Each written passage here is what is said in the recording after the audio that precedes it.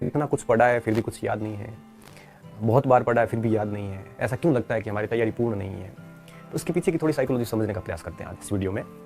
देखिए, सबसे पहले एक छोटा सा अपन एक एग्जाम्पल लेते हैं कि जैसे आप कोई एग्जाम देने गए, तो उसमें जैसे मान लो 100 प्रश्न आए, 100 में से आप देखोगे कि करीबन 40-50 प्रश्न ऐसे हैं जो देखते ही आप बिना विकल्प आप आराम से आंसर निकाल लोगे, देखते ही पता चल जाएगा किसका उत्तर ये है। वो 40-50 प्रश्न ऐसे हैं जिसका देखते ही उत्तर निकल रहा है, उसको आप कहते हो आसान सवाल है। अब जरूरी नहीं है कि वो आसान है, वो हो सकता है आपके लिए आसान हो, कुछ और विद्यार्थियों के लिए वही प्रश्न बहुत कठिन हो। तो प्रश्न कोई भी आसान नहीं होता, कोई भी प्रश्न कठिन नहीं होता, ये आपके ऊपर डिपेंड है। आपने उस प्रश्न को अगर 3-4 बार पढ़ रखा है तो आपके लिए बहुत सरल है, किसी ने एक बार भी नहीं पढ़ा उसके लिए वो बहुत कठिन है। कुछ प्रश्न ऐसे होंगे जो मेरे लिए कठिन है, कुछ प्रश्न ऐसे होंगे जो आपके लिए कठिन है। जो आपके लिए सरल था वो हो सकता है मेरे लिए कठिन हो, मेरे लिए सरल है हो सकता है आपके लिए कठिन हो। तो एक चीज दिमाग में रखिए कि कोई भी परीक्षा का प्रश्न सरल नहीं होता और कोई भी प्रश्न कठिन भी नहीं होता। ये उस बात पे तय होता है कि आपके वो 2-3 बार पढ़ा हुआ है या नहीं है। तो जब हम पेपर देखते हैं तो 30-40 सवाल ऐसे होते हैं 100 में से, तो 30-40% प्रश्न ऐसे होते हैं जिनको देखते ही हम उत्तर लगा देते हैं। तो उत्तर लगाने के बाद हम उसको सरल नाम दे देते हैं, बल्कि ऐसा है नहीं।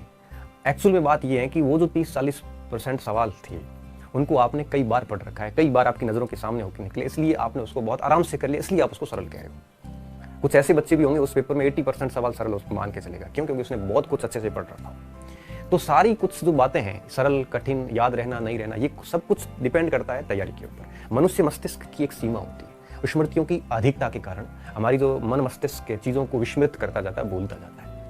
तो हमें क्या करना चाहिए इस स्थिति? तो देखो विद्यार्थियों, सबसे पहली चीज़ ये याद रखना, ये बात सभी के ऊपर लागू होती है। मैं भी भूलता हूँ, आप भी भूलते हो, हर विद्यार्थी भूलता है। तो हम अगर किसी भी कंटेंट को 3-4 बार पढ़ेंगे तो फिर वो हमारे एक प्रकार से मस्तिष्क में आ जाता है, और फिर जब परीक्षा देने जाएंगे तो निश्चित रूप से हम ये जज कर सकेंगे कि कौन सा विकल्प उत्तर नहीं है, तो डेफिनेटली उत्तर हम निकाल देंगे। और अगर 5-6 बार पढ़ लेते हैं तो फिर वो उत्तर याद हो जाता है, फिर हमें विकल्प की भी आवश्यकता नहीं होती है। तो जितना अधिक बार पढ़ेंगे वो मेमोरी में याद हो जाता है। जैसे भारत की राजधानी सीधा दिल्ली निकलता है, इसके लिए हमें विकल्प की आवश्यकता नहीं है। क्यों? क्योंकि ये बहुत बार पढ़ लिया है। तो जितना ज्यादा पढ़ा जाएगा उतना ही याद होने की एक प्रकार से संभावना बहुत बढ़ जाती है। हम क्या करते हैं, 2-3 बार पाठ्यक्रम पूरा करने के बाद ये सोचते हैं कि अब उत्तर निकल क्यों नहीं रहा है। जैसे किसी ने पूछा फटाक से उत्तर क्यों नहीं आ रहा है, उसको आने के लिए बहुत बार अभ्यास चाहिए होता है। तो आप कभी भी ये चिंता ना करें कि हमें याद नहीं होता। देखो विद्यार्थियों, आप 2 बार 3 बार जब सिलेबस पढ़ लेते हैं तो आप MCQs वाले जितने भी परीक्षाएं हैं, मल्टी चॉइस क्वेश्चन जितने भी हैं, बहुविकल्पनात्मक जो परीक्षाएं हैं, इनमें आप 2-3 बार 4 बार पढ़ने से पास हो जाते हैं।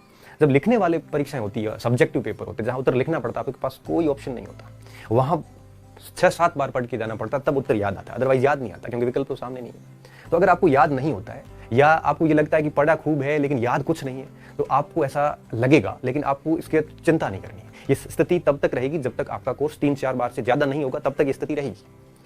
लेकिन मैं विश्वास दिलाता हूं कि अगर आपने ईमानदारी से 3-4 बार कोर्स पढ़ा है और आपको ऐसा लग रहा है कि कुछ भी याद नहीं है, कोई फर्क नहीं पड़ता। जिस दिन आप एग्जाम देने जाओगे और एग्जाम के पहले 5-7 मिनट के अंदर ही आप प्रश्न को जब देखोगे और जब आप विकल्प पढ़ोगे, तब आप 3-3 विकल्प गलत करके एलिमिनेट करके आराम से उत्तर निकाल लोगे। वो 3-4 बार पढ़ा हुआ आपको महसूस होगा एग्जाम के अंदर कि वास्तव में मैंने जो बात पढ़ी थी वो परफेक्ट है एकदम, और उसका डेफिनेटली आपको फायदा मिलेगा।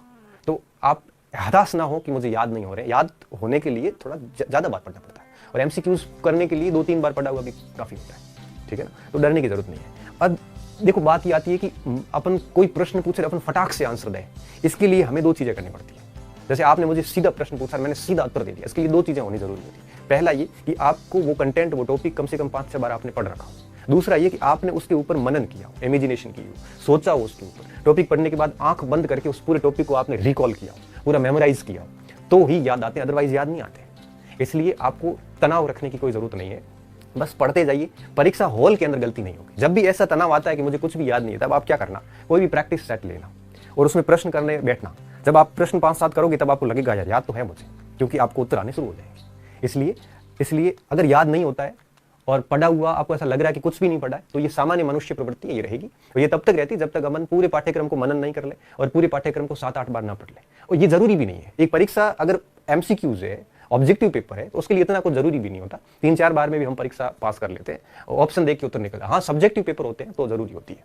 तो आपको डरने की जरूरत नहीं विद्यार्थियों, आप बिल्कुल निश्चिंत होकर आराम से कोर्स पूरा कर लो। कठिन टॉपिक है तो उसके ऊपर थोड़ा मनन कीजिए, थोड़ा इमेजिनेशन कीजिए। जब भी आप थोड़े हताश होते हो, आपको लगता है कि मुझे कुछ भी याद नहीं है, उस समय आपको प्रैक्टिस सेट 15-20 प्रश्न निकालोगे तो आराम से आप उन चीजों को कर लोगे, जो दिक्कत आने वाली नहीं है।